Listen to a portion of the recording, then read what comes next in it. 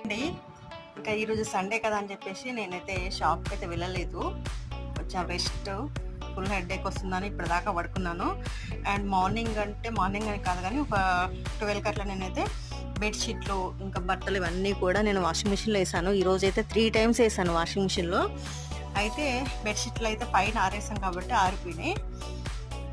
ఇంకా మిగతా ఏంటంటే డైలీ వేర్ బట్టలు అయితే కొంచెం ఆరలేదు, కింద వేసాను కాబట్టి బాల్కనీలో వర్షం పడుతుంది అందుకని అవి తీసేసి ఇంకా లోపలైతే ఆరేయాలి.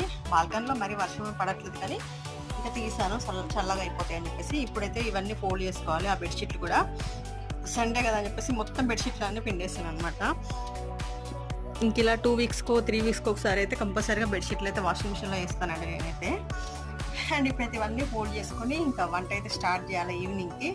ఈరోజు ఏం చేయబోతున్నాను అనేది నెక్స్ట్ షార్ట్ వీడియోలో అయితే చెప్తానండి. ఓకేనా? వీడియో నచ్చితే మాత్రం తప్పకుండా లైక్ చేయండి ఫ్రెండ్స్.